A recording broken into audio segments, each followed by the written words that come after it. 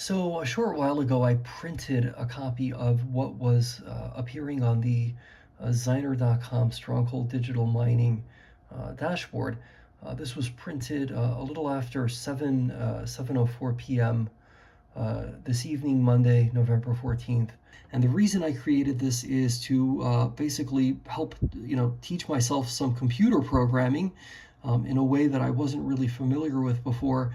And so let's go over what all of this means. Okay, let's start with scrubgrass. Scrubgrass can produce a total of 85 megawatts of electricity. PJM PN, the PN, it's kind of like a stock ticker symbol. It's in reference to the PJM Penelec locational marginal pricing zone within the PJM network. So as of a little after 7 o'clock this evening on Monday, November 14th, the price was $61.58 per megawatt hour. My homemade software is estimating, based on that data, as well as how many Bitcoin mining machines are currently located at Scrubgrass, that approximately 49 out of the potential 85 megawatts of electricity production capacity is being devoted to selling, that electricity to the grid. So about 49 megawatts of electricity are being sold to the grid at a price of $61.58. And then PJM RH, revenue per hour, that's basically the amount of money that Stronghold, at least at Scrubgrass, has the potential to be making, hypothetically be making, because remember, I'm not directly plugged into the Stronghold systems. My little piece of homemade software is basing all of its calculations on publicly available information, as well as some educated guesses as to what could be going on. So anyway, right now, as of around 7:04 p.m., Scrubgrass is generating probably around $3,041.44 in grid sales. BTCMW. So this number represents the megawatt hour equivalent of, what, how shall I say this? So like imagine, if we try to, make all these numbers make sense, you say to yourself, well, all right, well, based on the price of Bitcoin, based on the network hash rate, based on the efficiency of the miners, the average efficiency of the miners that might be at Scrubgrass, well, really for Stronghold as a whole, there's a formula that the company provided that enabled me to calculate that approximately $74.62 would be the megawatt hour equivalent of what could be made in terms of mining Bitcoin. And the reason why I converted it to megawatt hours is so that we have something of an apples to apples comparison when deciding whether or not it might make sense to sell to the grid, mine Bitcoin, or do both. Now, in a world where Scrubgrass has as many Bitcoin mining machines as can be operated based on 85 megawatts of electrical production capacity, it really would be more of an either or type situation. You'd either be selling to the grid or you'd be mining Bitcoin. The reason why there's a bit of this, splitting of, the megawatts is because, for example, right now, it's more advantageous to be mining Bitcoin, but if you don't have enough miners to utilize all 85 megawatts to mine Bitcoin, obviously you don't want to just, shut off half the plant, so to speak. You'd want to actually utilize the remaining electricity to sell to the grid. So that you can have obviously more revenue and more profit, or at least more potential profit. So MWatt here represents how many megawatts of the 85 total megawatt capacity at Scrubgrass is being devoted to mining Bitcoin. In this case, it's approximately 36 megawatts.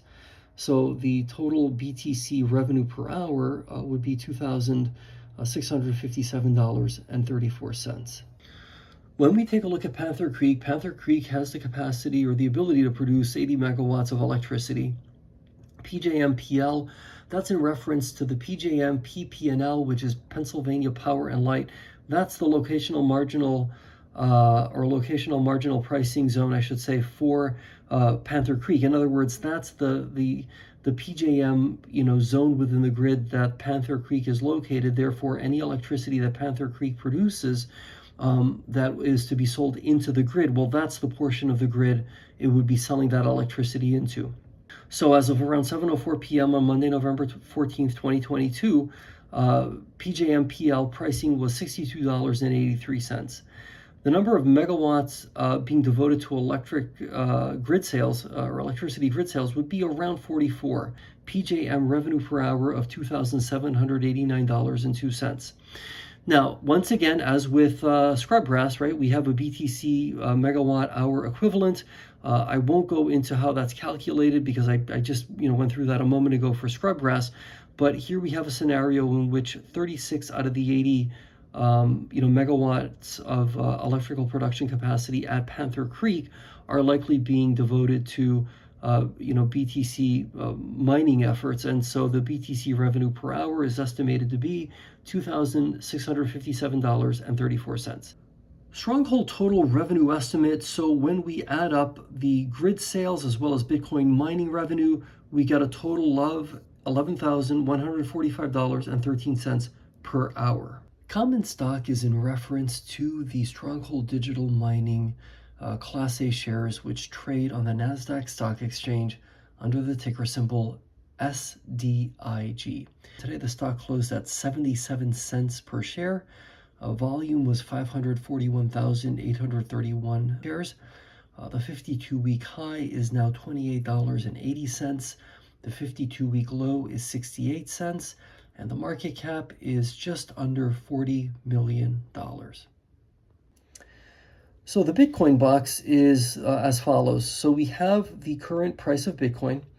Then we have the Bitcoin, equivalent in megawatt hours.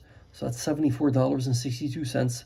So pretend for a moment that Bitcoin were a part of the PJM grid. So this would be the grid price for mining Bitcoin, basically. That's probably an easier way to think of this. Net HR, that's the network hash rate as it relates to Bitcoin mining. SDM is Stronghold digital mining hash rate. The company last reported about a 1.9 exahash a second hash rate. And so in total, based on that, hash rate, we have Bitcoin revenue per hour of $5,315.49. And then finally, down below here, we have the date that this dashboard screen was produced and the time. The dashboard at Zyner.com updates every 5 minutes or so. So this data is constantly being updated. And so it's useful to sometimes take a look at this to just have a little bit of context as to what you're looking at then with all the other data. All right, so this concludes this really short presentation as to what all of this stuff means. If you click on the About link at the Zyner.com website, I do have an explanation for each of these items, so hopefully that can help as well.